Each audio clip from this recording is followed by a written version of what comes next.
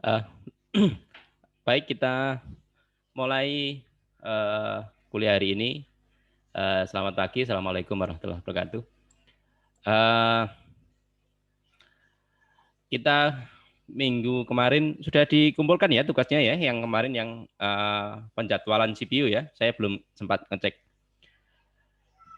Kalau belum, masih ada waktu untuk segera mengumpulkan yang menghitung latihan-latihan yang ada di apa itu penjadwalan.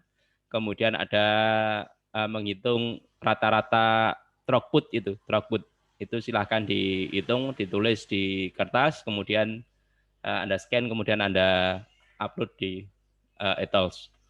Kemudian ini masih berhubungan dengan proses lagi. Kita membahas tentang sinkronisasi proses. Sinkronisasi itu untuk mensinkronkan komunikasi antara satu proses dengan proses yang lain. Kemarin kita membahas bahwa sebuah proses itu akan membutuhkan sebuah komunikasi dengan proses yang lain. Sementara kalau kita lihat satu proses itu mandiri, independen, artinya dia berdiri sendiri, mengerjakan antri, melewati step-stepnya, tahapan-tahapan untuk diproses di CPU, dia mandiri. Nah, ketika dia mandiri atau independen, maka dia butuh, padahal dia butuh untuk berkomunikasi dengan proses yang lain.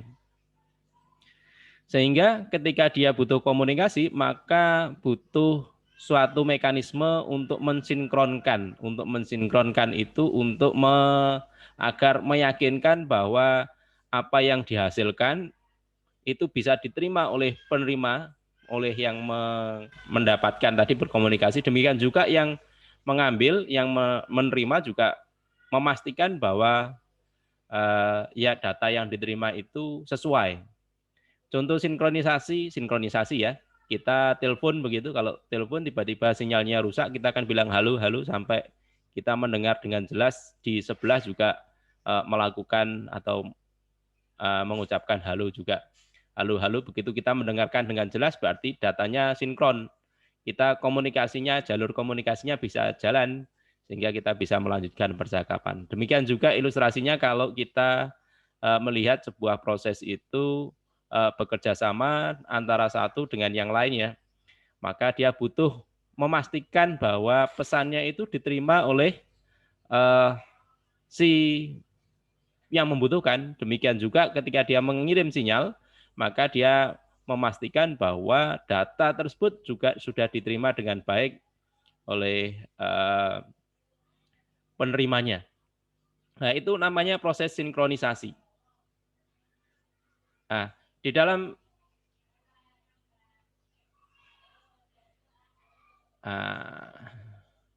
sinkronisasi, solusinya bagaimana? Solusinya bagaimana untuk memastikan bahwa datanya itu diterima oleh proses yang dikirim, yang menerima, dan proses yang mengirim juga yakin bahwa pesannya diterima oleh pihak sebelah. Ya. Caranya dengan menggunakan semapur. Semapur ini bukan semapur yang ada di pramuka ya. Semapur itu dianggap sebagai tanda saja. Jadi ini digunakan untuk memastikan bahwa sinyalnya itu sampai, ya, datanya itu sampai, gitu ya. Demikian juga yang menerima ketika mengambil data, maka dia dipastikan bahwa datanya itu sudah terambil. Padahal di dalam komputer kita menerima, mengambil data, itu data yang kita ambil itu sifatnya bukan diambil tapi di copy kan. Maka seharusnya juga memastikan bahwa yang kita ambil tadi, data yang diambil di tempat asalnya tadi juga terhapus gitu ya. Nah, semapur ini merupakan solusi untuk critical section. Ada istilah baru namanya critical section. Sesi bukan seksi. Sesi kritis. Saat-saat kritis ya. Permasalahan saat-saat kritis yang dijelaskan pada bab sebelumnya. Bab sebelumnya tidak membahas ini ya, critical section ini kelihatannya. Nanti kita lihat. Critical section membahas hal yang lebih untuk mengatasi mengatasi digunakan alat sinkronisasi yang disebut dengan semapur, ya semapur. Critical section itu adalah saat-saat kritis di mana kita mengambil data atau menulis data. Itu adalah saat-saat kritis.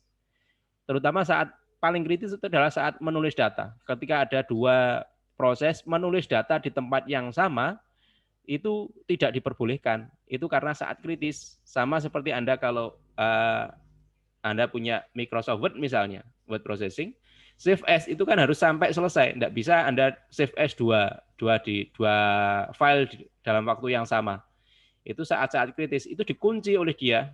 Dikunci agar memang dalam satu saat tidak boleh ada dua proses yang sama yang memasuki tempat tersebut.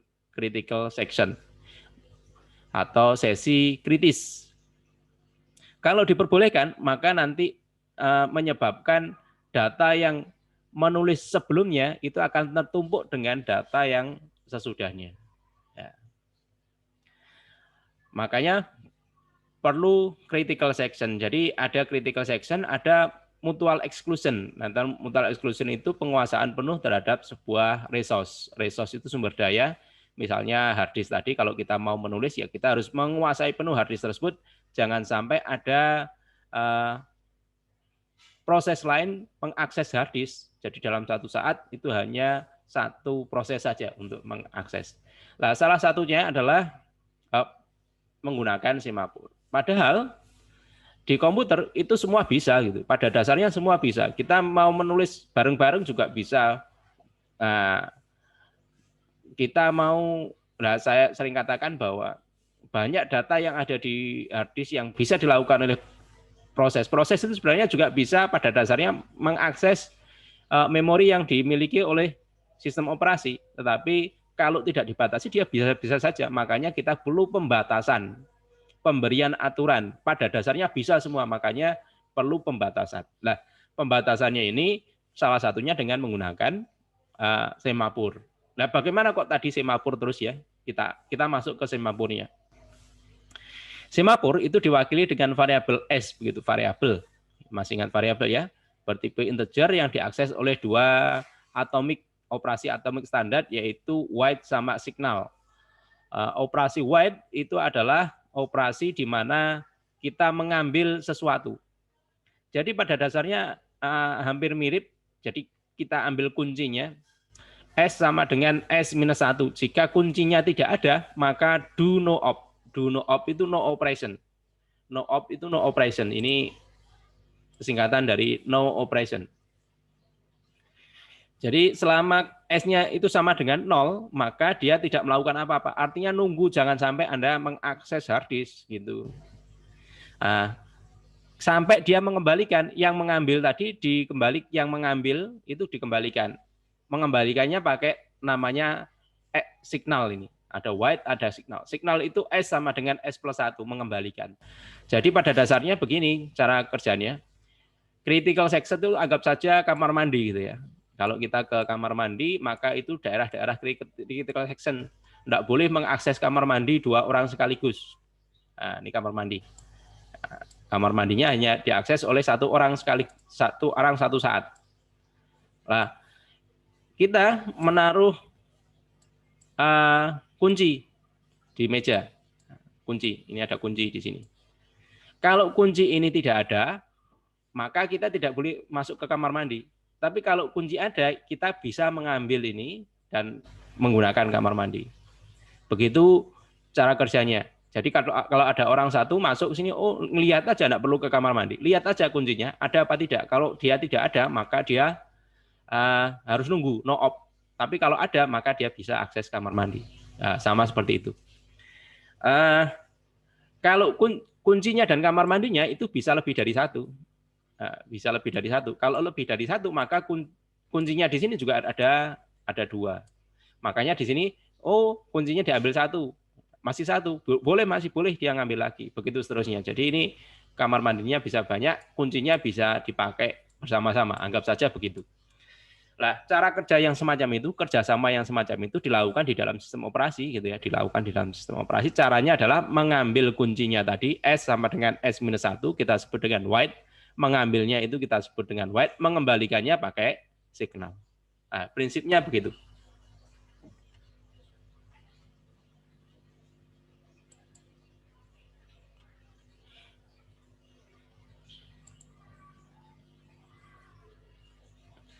Kegunaannya apa? Nah, ini yang saya singgung tadi, ada namanya mutual exclusion. Mutual exclusion adalah penguasaan penuh terhadap sebuah resource, diperlukan ketika pada masa kritis, critical section. Ya, caranya adalah kita end proses membagi semapur, mutek diinisialisasi 1 pada setiap proses, kemudian dia di repeat until false, itu berarti diulang terus tidak pernah berhenti begitu. Kalau dia mau mengakses hard disk misalnya, maka dia write mutek. Write tadi mengambil kunci. Muteknya tadi diinisialisasi 1. Diinisialisasi 1 tadi katanya. Nah, ini diinisialisasi 1. Saya pakai. Ini diinisialisasi, dia kasih angka 1. Artinya kalau dia kasih angka 1, kamar mandinya cuma 1, hard disknya cuma 1. Kalau saya white mutek berarti kan white mutek berarti muteknya diambil 1, sudah masuk ke critical section. Masuk ke critical section, kalau sudah selesai maka dia akan dikembalikan pakai signal. Ini signalnya ini mengembalikan. Selesai. Begitu caranya. Nah, penggunaan semapur dan sinkronisasi 2 proses dijalan secara konkuren. Konkuren itu maksudnya apa? Dia berjalan independen satu sama lain. S1 dan S2 itu enggak ada kaitannya. Pokoknya dia muncul aja. Dia hanya mengambil tanpa ada koordinasi antara P1 dan P2. Maka prosesnya adalah proses 1 ini S1 signal, since misalnya dia ngambil sinkronisasi ini di inisialisasi 1, diambil. Kemudian pada saat kedua P2 white since dikembalikan lagi. S2 sinyal 2. Kemudian semapur since diinisialisasi 0. Ini cara kerjanya untuk semapur. Pada prinsipnya sama dengan tadi. Jadi dia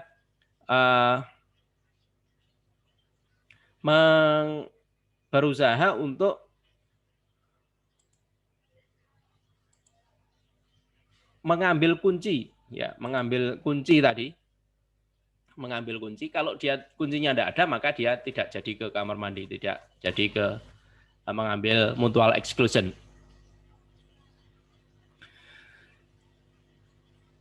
Ya, dilakukan modifikasi pada saat operasi write dan signal. Jadi dia melakukan pengambilan data atau pemrosesan data itu pada waktu dia write, berarti dia bisa menguasai signal di antara write dan signal itu. Signal itu pengembalian.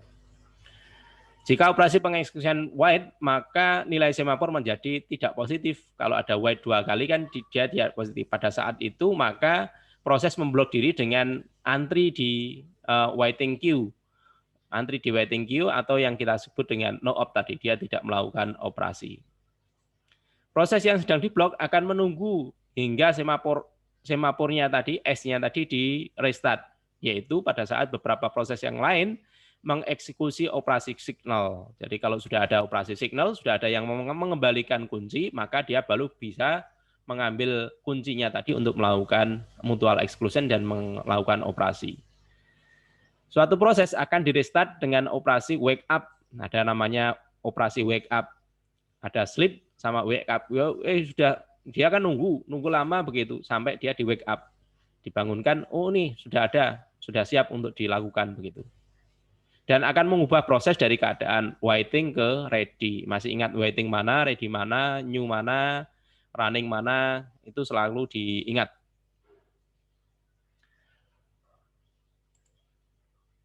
Nah, ini semapurnya, jadi ada type semapur, begini, type semapur, kemudian value integer, diisi integer, tipe datanya integer, ini pseudocode ya, kenali saja sebagai pseudocode. L sama dengan list dari proses, jumlah dari prosesnya, var dari S itu tipenya ini. Jadi kalau semapur itu tipenya di dalamnya ini record ya. Record, kemudian dia punya nilai namanya value sama L. Kalau kita white S begitu, berarti kan kita white itu mengambil, signal itu mengurangi. Nah, ini plus ini seharusnya. Ini plus, saya salah, masih salah terus ini, belum saya ganti. White itu minus, signal itu positif. Yang bawah yang salah, bukan yang atas. Jadi kalau kita value sama dengan value dikurangi 1, berarti dia mengambil kunci. Jika value-nya lebih kecil dari 0, maka dia tambahkan ke blok ini ke STTL. Ini semapur bagian listnya di STTL blok ini. Kemudian kalau signal, operasi signal, S sama dengan S plus. Jika dia lebih kecil daripada 0, maka dia dilakukan proses operasi. Nah, semapur itu salah satu solusi untuk mengatasi bagaimana agar suatu proses itu bisa berkomunikasi dengan baik dan memastikan bahwa dia menulis tidak diganggu oleh orang lain, tidak terganggu oleh proses lain. Ketika dia mengambil juga, yang diambil tadi sudah tahu bahwa dia sudah mengambil, tidak bisa nilai yang sama diambil oleh proses lain. Nah, tetapi deadlock itu bisa menyebabkan, semapur itu bisa menyebabkan deadlock. Apa itu deadlock? Deadlock itu ketika satu proses saling menunggu. Contohnya bagaimana? Proses 0 dan proses 1. Proses 0 sama proses 1 itu berjalan secara konkuren. Konkuren itu dia independen. Prosesnya bersamaan, tapi tidak saling berhubungan. Begitu. P0 itu misalnya white, berarti mengambil kuncinya S. Kuncinya S diambil. Kemudian P1 mengambil kuncinya Q. Kan tidak masalah. S-nya tersedia, Q-nya tersedia. Tapi begitu P0 mau white key, Q-nya kan diambil oleh P1. Dia akan menunggu. Sama juga proses P1, white S. White S ketika dia ngambil S, S-nya dipakai oleh P0. Dua proses ini saling nunggu. P0 nunggu P1 selesai, P1 nunggu P0 selesai. Maka dia saling nunggu, prosesnya berhenti. Ya, proses berhenti yang saling menunggu ini kita sebut dengan deadlock. Apa itu deadlock? Nah, deadlock adalah proses saling menunggu gara-gara ya ini tadi. Gara-gara saling menunggu, satunya menunggu key, ini P0 nunggu key, P1 nunggu S, sama-sama menunggu. Nah, bagaimana penyelesaiannya? Ya tidak bisa selesai. Komputernya yang kita rasakan bagaimana? Yang kita rasakan jadi hang komputernya. Nah, sistem operasi juga harus punya cara agar tidak begini. Ya, prosesnya tidak begini. Harus caranya bagaimana? Bisa jadi salah satunya ini di-kill terlebih dahulu. Proses 0 di-kill, maka dia P1 bisa mengambil S. Selesai, baru P0-nya dijalankan lagi.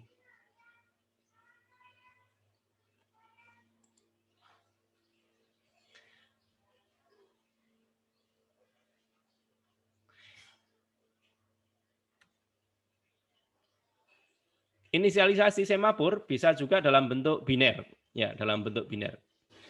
Ya, ini agak sulit, nanti silakan ditulis lagi. Semapur yang diterangkan tadi disebut dengan semapur counting, menghitung nilai dari integer, dari jumlah kunci yang ada. Karena nilai integer dapat dijangkau sampai tak terhingga ya, Pak. Maksudnya tidak terhingga itu kan integer kan 2 miliar begitu kan. Sementara resource kan satuannya puluhan bahkan ratusan. Jadi seakan-akan tidak terhingga. Nah, semapur biner bisa juga tidak dalam bentuk integer tapi nulisnya dalam bentuk biner ya, dalam bentuk biner. Dengan nilai 0 dan 1. Inisialisasinya seperti ini. Jadi S1, S2, S3 ini semapur biner, C integer, kemudian diinisialisasi S1, S2, S1 sama S3 diinisialisasi semapur yang ke-1 dan kedua diinisialisasi 1, semapur yang kedua diinisialisasi 0. C disebut dengan inisial semapur counting. Sementara ini untuk penghitungnya, C-nya itu untuk penghitungnya. Nah, ketika dia mau melakukan mutek apa? Mutual exclusion bagaimana? Yang pertama dia menggunakan operasi white. White itu mengambil, berarti white S3. Tadi S3-nya diinisialisasi 1 sama S1 juga diinisialisasi 1. Berarti S2, S3 sama S1 ini diinisialisasi S1, di write berarti diambil. Ketika diambil maka dia S3 dan S1 jadi 0. C1 sama dengan C1 dikurangi ini. Jumlahnya C itu inisialisasinya apa tadi? C itu diinisialisasi dengan jumlah countingnya, jumlah kunci yang ada gitu ya. C-nya dikurangi 1, anggap saja kuncinya 1 dulu, berarti 0. Jika C lebih kecil dari 0, ya dia lebih kecil dari 0, maka signal dia ngambil signal S1. S1-nya dikembalikan. Diambil, S1-nya diambil. Kemudian write S2. Kemudian write-nya dikembalikan, S2-nya dikembalikan. Jika tidak, maka signal S1, signal S3. Ini proses pengembalian yang ada di atas. Jadi prosesnya kalau dia diambil, maka di sini sebelum begin end ini di tengah-tengahnya dia bisa melakukan mutual exclusion, mutek, bisa melakukan operasi karena critical section-nya ada di sini, critical section-nya. Kemudian ada operasi signal pada operasi biner tadi, caranya apa? Dikembalikan white S1, C-nya ditambah 1. Jika C lebih kecil sama dengan 0, maka signal S2 dan signal S1. Signal itu mengembalikan, signal itu mengambil, white itu mengembalikan nilai. Nah, di dalam berkomunikasi itu yang kita kenal kemarin, komunikasi antara satu proses dengan proses yang lain, itu kita sudah mengenal hubungan atau sifat komunikasinya seperti sebagian produser sama konsumer. Produser sama konsumer. Ada bagian yang memproduksi, ada bagian yang mengkonsumsi, gitu ya. Nah, di dalam produser konsumer itu juga perlu melakukan sinkronisasi menggunakan semapur, ya. Nah, selain menggunakan produser konsumer, ini juga ada problem yang mirip dengan reader sama writer. Reader itu ada orang yang bagian menulis, orang itu berarti contoh dari proses begitu ya. Proses yang menulis sama writer itu yang membaca. Kebalik. Writer menulis, readernya yang membaca. Berarti kalau ada orang yang menulis, seharusnya jangan dibaca dulu. Tulisannya selesai baru boleh di-read. Writer itu tidak boleh lebih dari 1. Jangan ada 2 writer menulis yang sama di tempat yang sama. Nanti hasilnya pasti salah, tidak konsisten. Sementara kalau reader boleh. Reader dalam satu saat membaca di tempat yang sama boleh. Jadi problemnya itu tidak hanya produser konsumer saja, tetapi ada problem yang namanya jenis-jenis komunikasinya namanya reader sama writer. Demikian juga ada namanya dinding philosopher. Dinding philosopher nanti kita bahas. Dinding philosopher itu ada filosof yang tugasnya mikir sama kalau tidak mikir dia makan gitu ya. Sementara kalau dia makan dia butuh 2 sumpit. Kalau dia butuh 2 sumpit, sumpitnya tidak ada salah satu, dia tidak bisa makan. Gitu. Ada proses. Proses itu membutuhkan 2 resource. Kalau dia menguasai 2 resource, baru dia bisa jalan. Kalau hanya menguasai 1 resource saja, dia tidak bisa jalan. Maka dia butuh 2 resource sekaligus.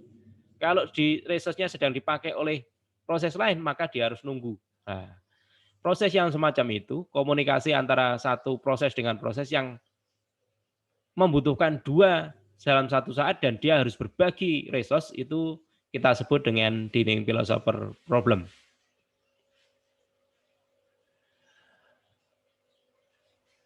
Nah, ini kemarin sudah kita implementasikan ada boundary buffer. Boundary buffer, buffernya tidak terbatas dan terbatas, ada buffer. Diasumsikan pool berisi n buffer yang masing-masing digunakan untuk menyimpan satu item. Kemudian ada semapur, semapurnya diinisialisasi 1, digunakan untuk mutual exclusion saat mengakses buffer. Ada semapur empty, jadi muteknya ada variabel namanya mutek diisi 1, empty diisi dengan buffer kosong sebanyak n, empty-nya malah diisi n, misalnya buffernya itu 10 gitu, n-nya diisi 10. Kemudian ada semapur full, full-nya malah diisi dengan 1. Pertama kali diisi dengan 1. Cara kerjanya seperti apa? Kita lihat. Ini produser, bagian ini kita bahas dulu yang produser consumer yang pertama ini. Nah, bagian produser itu repeat until false, berarti diulangi terus. Konsumernya juga sama, repeat until false. produser menghasilkan sesuatu, dia menghasilkan sesuatu. Ketika dia akan menambahkan ke tempat buffernya, ke tempat penampungannya, maka dia harus memastikan bahwa tempat penampungannya itu tidak diisi oleh orang lain, tidak diisi oleh produser lain. Makanya dia harus melakukan void empty. Void empty itu fungsinya empty tadi diinisialisasi sebanyak buffernya kan, berarti karena dia mau mengisi, berarti empty-nya dikurangi 1. Empty-nya jadi 9, tadi di sini 10 misalnya. Void mutek, muteknya tadi diisi 1. Kalau di void maka dia 0. Baru dia menambahkan isinya ke buffer. Dia ini aman, tidak ada orang lain yang mengganggu. Karena orang lain selalu melakukan hal yang sama. Void mutek, sementara muteknya 0. Dia kalau 0 tidak bisa masuk. Kalau sudah, maka dia signal. Sudah selesai menulis, jangan lama-lama, jangan dikuasai terus. Dikembalikan. Cara kembalikannya apa? Signal mutek. Muteknya di signal. Signal full-nya ditambah dengan 1. Sementara tadi signalnya diinisialisasi 0 tadi ya.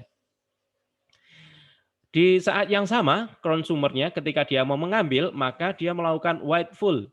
Full-nya dikurangi. Tadi kan ditambah di sini.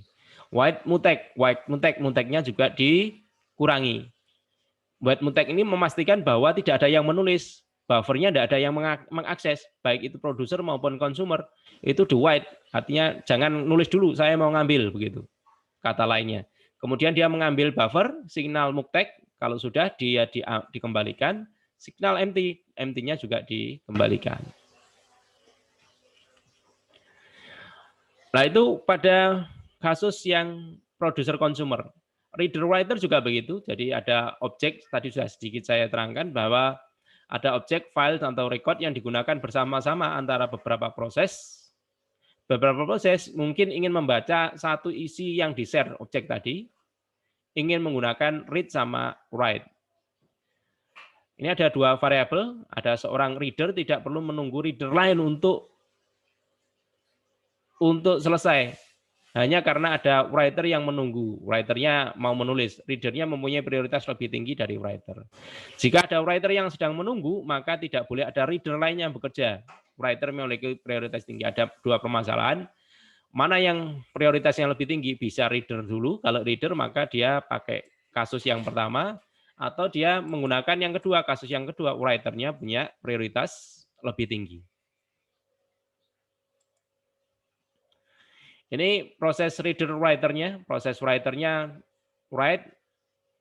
write-nya itu diinisialisasi 1, ketika dia white maka dia 0.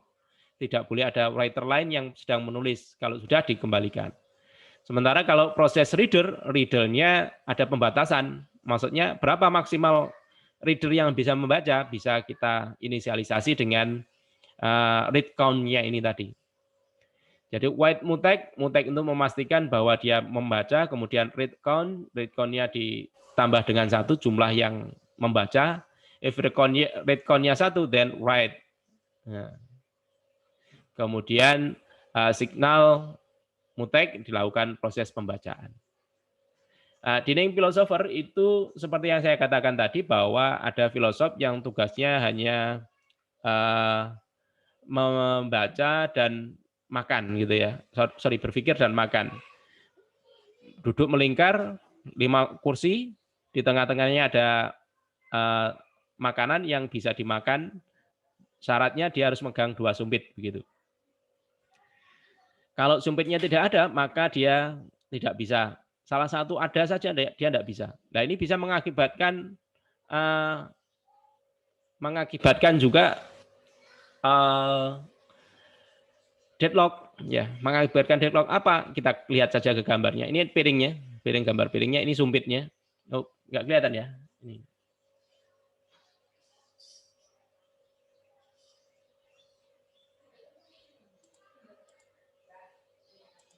Ini piringnya, ini sumpitnya, gitu ya, sumpit, ini piring.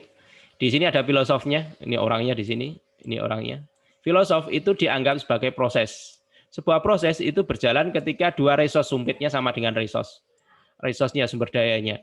Dia bisa memakan ini melakukan proses, melakukan proses kalau dua-duanya ada. Nah, proses pengambilan itu kalau masing-masing filosof mengambil yang kanan dulu, ambil kanan, Setelah mengambil kanan, dia akan mengambil kiri. Kirinya tidak ada, dia nunggu. Kirinya tidak ada, nunggu. Kirinya tidak ada, nunggu. Kirinya tidak ada, nunggu sampai dia proses nunggu terus. Maka akan terjadi proses deadlock. Nah, untuk menghindari hal yang semacam itu, deadlock, proses yang deadlock, maka